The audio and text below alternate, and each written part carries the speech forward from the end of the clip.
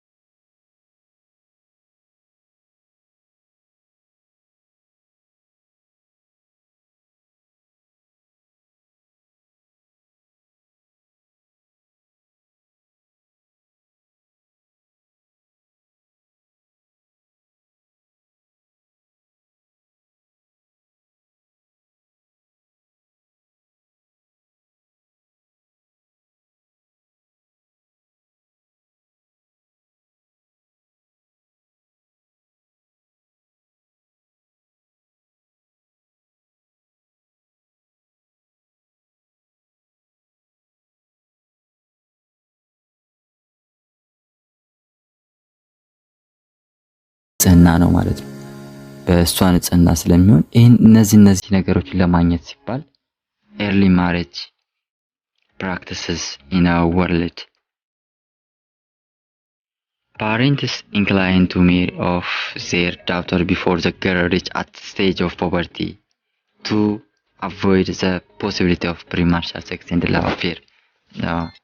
የተለያዩ ከጋብቻ በፊት የሚደረጉ ወሲቦችንና እንዲሁም ደግሞ የፍቅር ግንኙነቶችን ለማቋረጥ ሲባል እንደዚህ አይነት ነገሮችን ለማስወገድ ሲባል አንድ ሴት ለአቅመ አዳም ሳትደርስ ለጋብቻ ወይም ደግሞ ጋብቻ እንድትፈጽም ይደረጋል ማለት ነው። Community members influence unmarried teenage girls to get married as early as possible.